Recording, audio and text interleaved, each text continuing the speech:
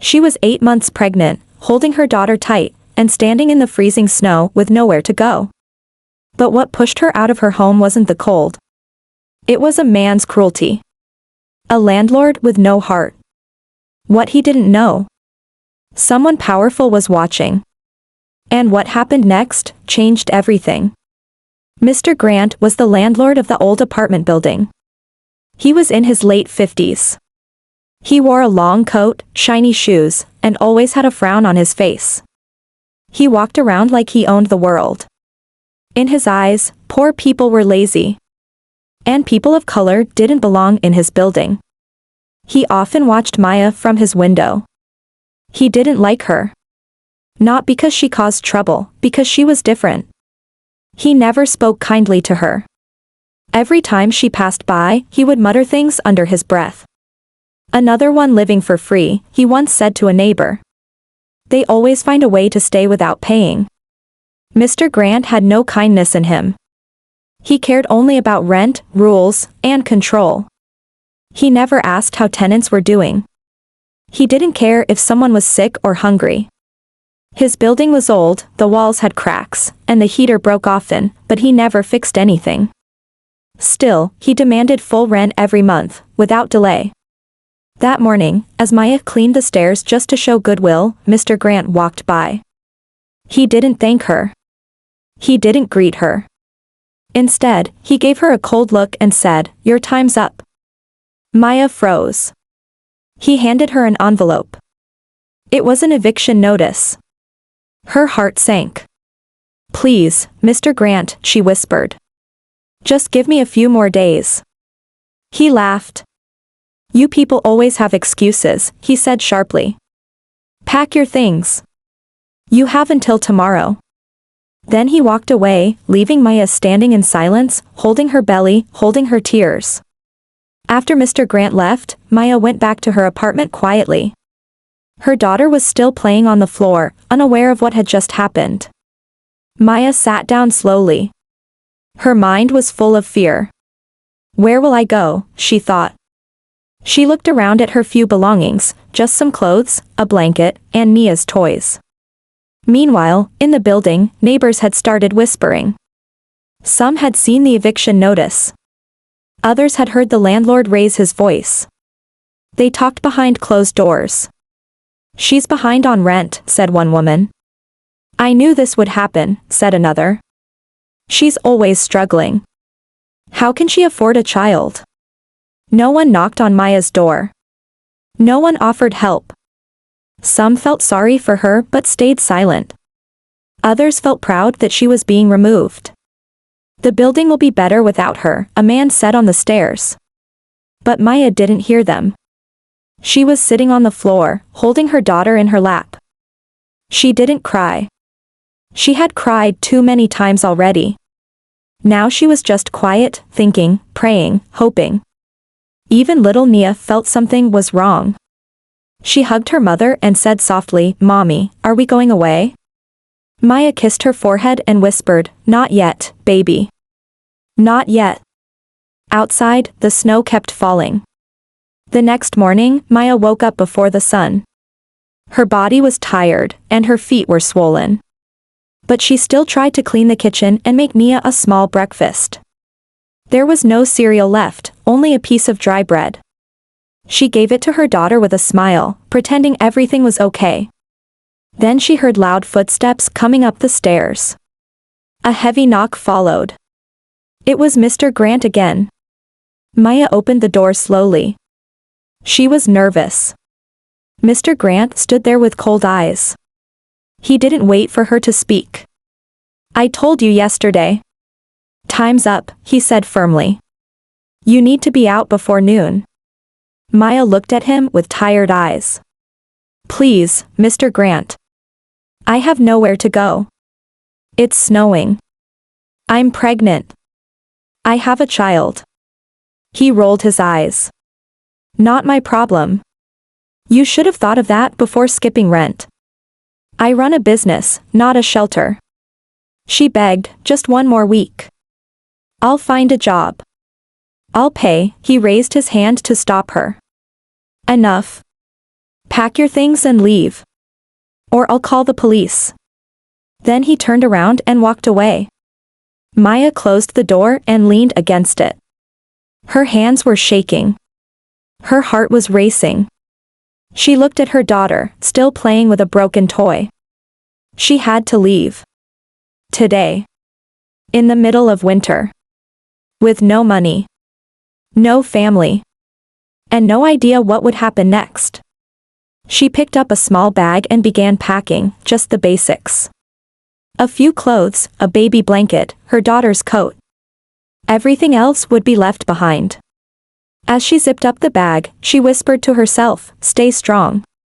For Nia. For the baby." The clock ticked. Time was running out. It was almost noon. Maya took one last look around the small apartment. The place where she had tried to make a home. The place where her daughter had taken her first steps. Now, it was just empty walls and silence.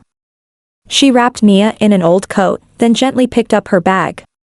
Her back ached. The baby inside her kicked.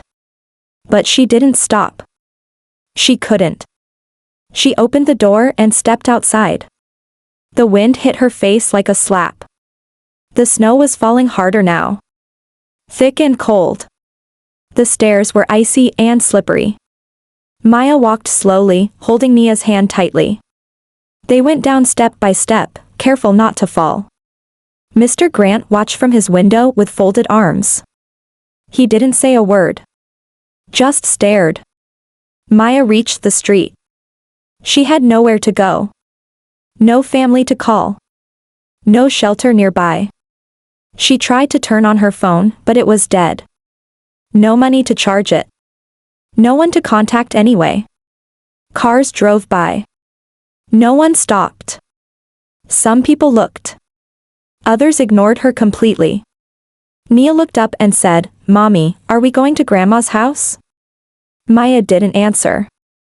Her mother had died years ago. She found an old bus stop with a small roof. The bench was cold, covered in snow.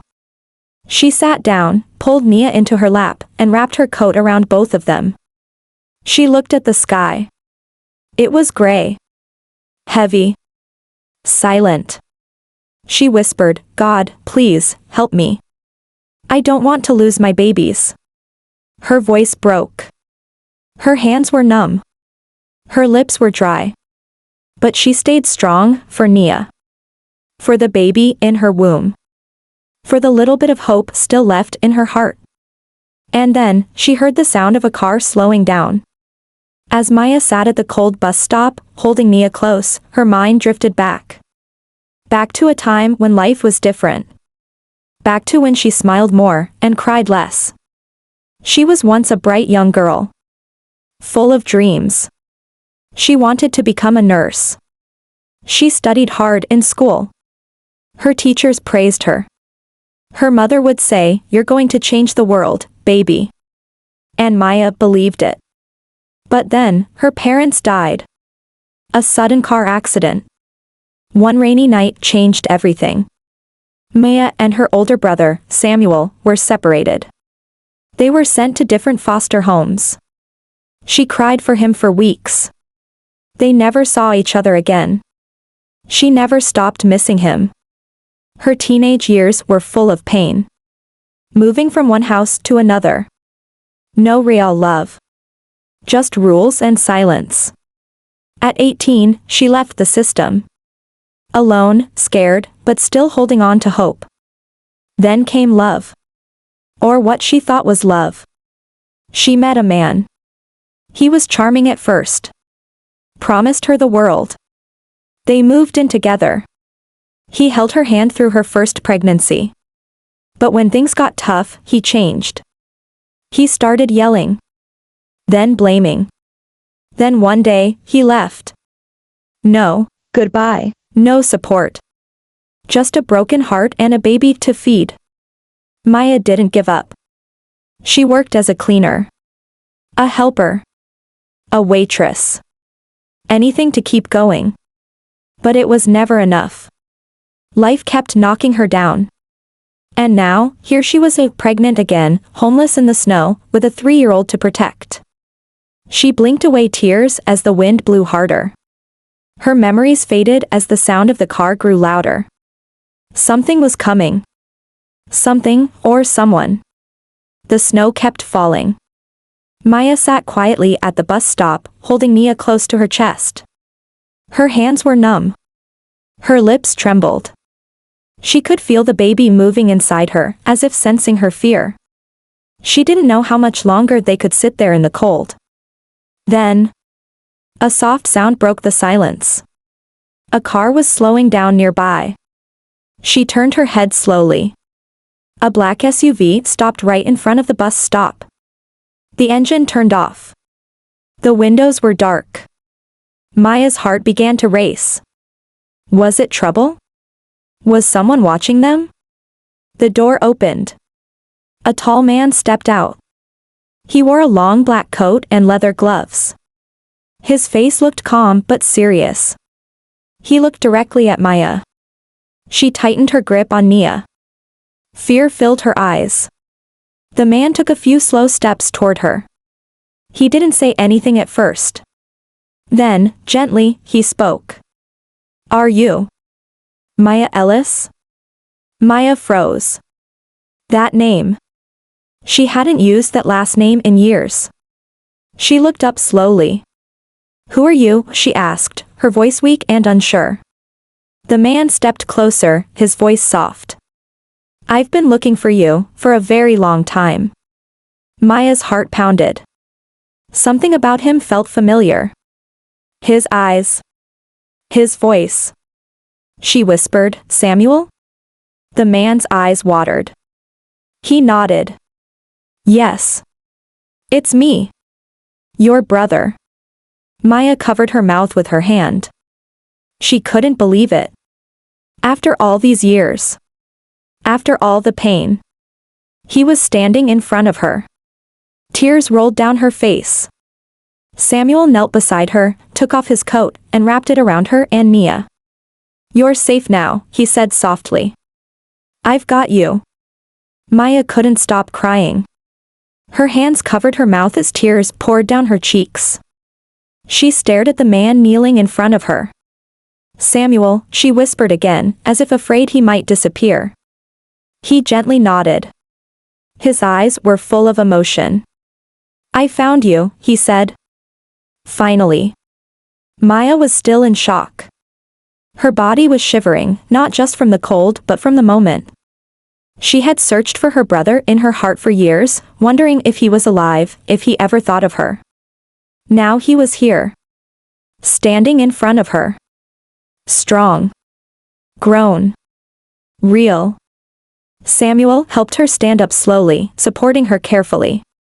He looked at her belly, then at Nia. You have a daughter, he asked with a soft smile. Maya nodded. This is Nia. Nia looked up at him, confused but curious. Samuel gently smiled and said, Hi, Nia.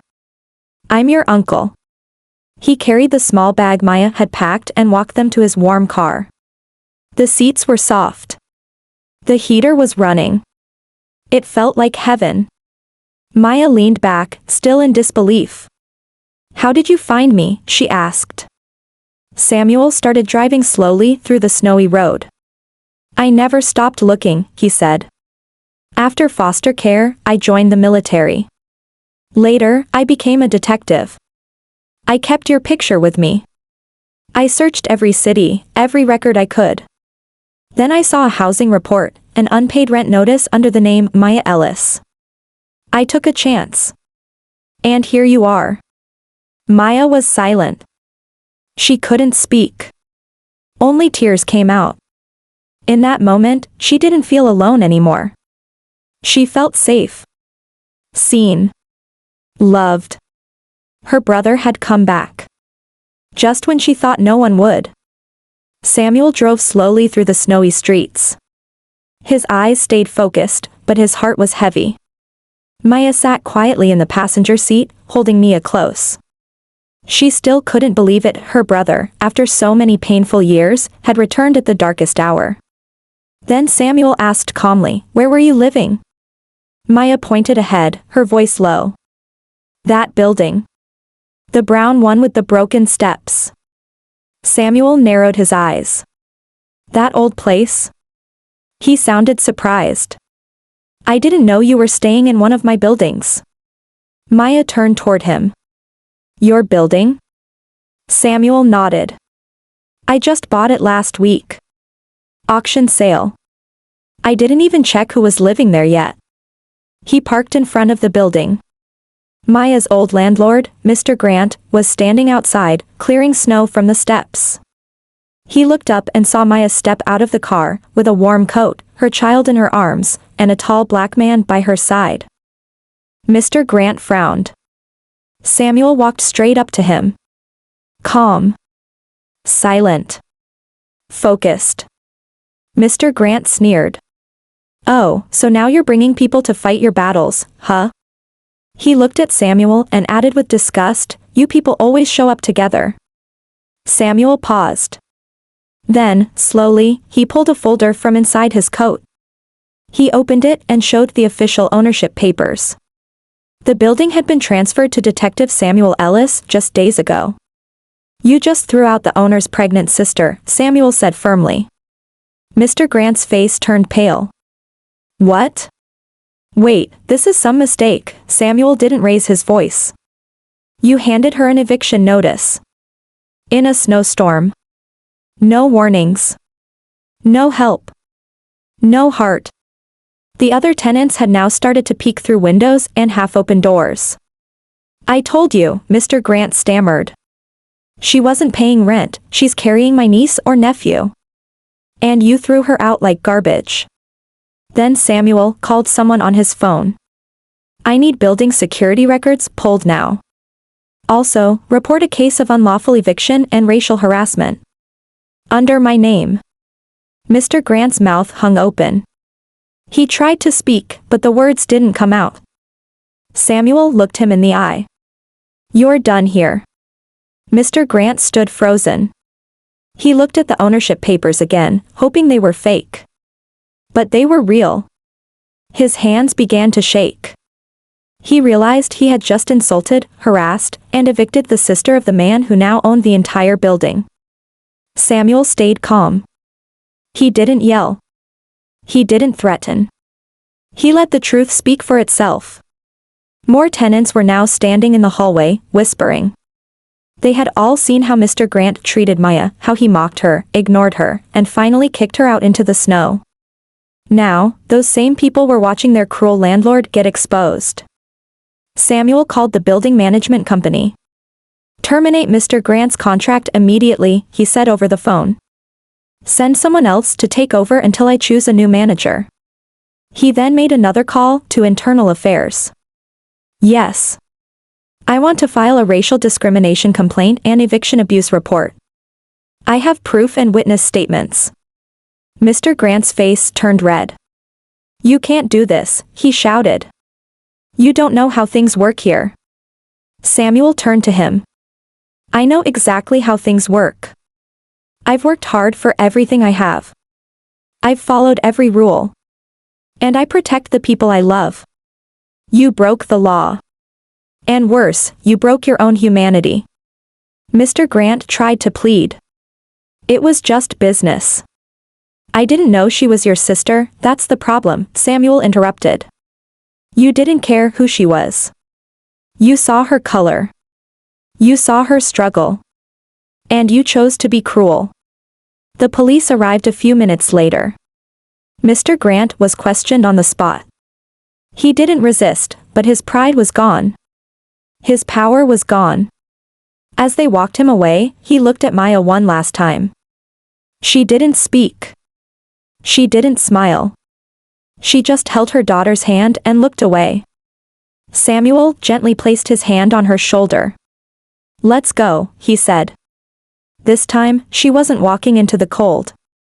She was walking toward warmth, dignity, and justice. The car ride was quiet.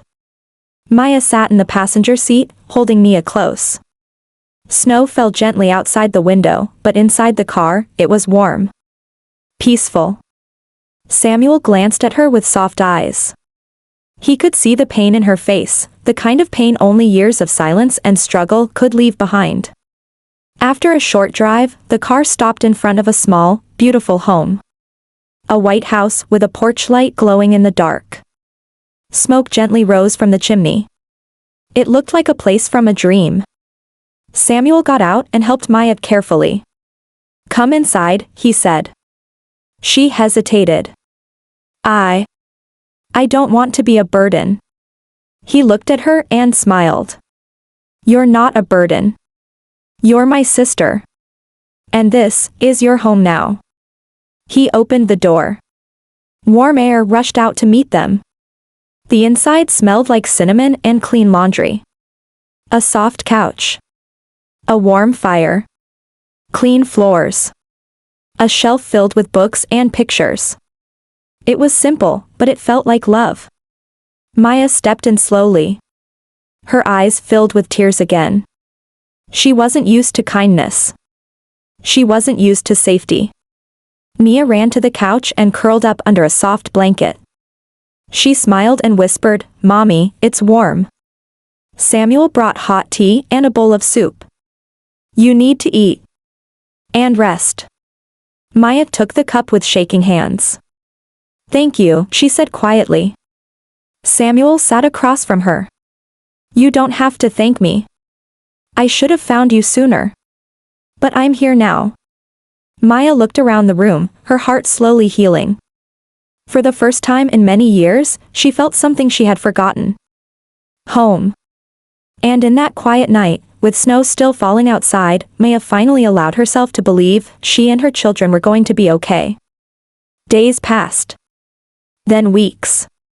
The snow outside slowly melted, but inside Samuel's home, something beautiful was growing, hope. Maya began to feel stronger. She no longer woke up in fear. No more cold mornings with empty cupboards. No more knocking from landlords. She was safe now. Truly safe. Samuel helped her get back on her feet. He signed her up for online nursing classes. She had always dreamed of finishing school, and now, she finally could. He bought her a small laptop. Set up a quiet corner of the house just for her. Maya cried when she saw it. She hadn't touched a textbook in years. During the day, she studied while Nia played nearby. At night, she read to her daughter. They laughed. They shared warm meals. There were no more skipped dinners. No more silent tears. Just healing. Samuel also introduced her to a women's support center in town. Maya began volunteering there once a week. She helped other single mothers, offering a kind word, a listening ear, or simply holding their babies while they cried. People were drawn to her calm spirit. They saw her strength. They admired her story, though many didn't know the full pain behind it. One day, a woman at the center asked, "How do you stay so gentle, after everything you've been through?" Maya smiled softly and said, "Because someone believed in me. And I want to do the same for someone else." She was no longer just surviving. She was slowly rebuilding. Not just her life, but her voice, her confidence, her dreams. The girl who had once sat in the snow with nowhere to go was now helping others find their way. Winter had passed. The skies were clearer now. Trees were blooming. Life had changed for Maya and her children. She was finally smiling again. Her belly had grown. Her due date was near. But her heart felt light. One morning, Maya sat by the window, watching Nia play in the garden. She held a pen in her hand. A blank paper sat on the table. She had been thinking about it for days. And now, she was ready. She began to write a letter. "Dear Mr. Grant, I'm sure you didn't expect to hear from me. You probably don't even remember my name. But I remember everything. You threw me out of your building on a freezing winter day. I was pregnant. I was broke. And I was scared. You didn't ask why I was struggling. You didn't care that I had a little girl with me. You saw my skin, my pain, and decided I wasn't worth compassion. But I forgive you. Not because you deserve it, but because I don't want to carry hate in my heart. I'm healing now.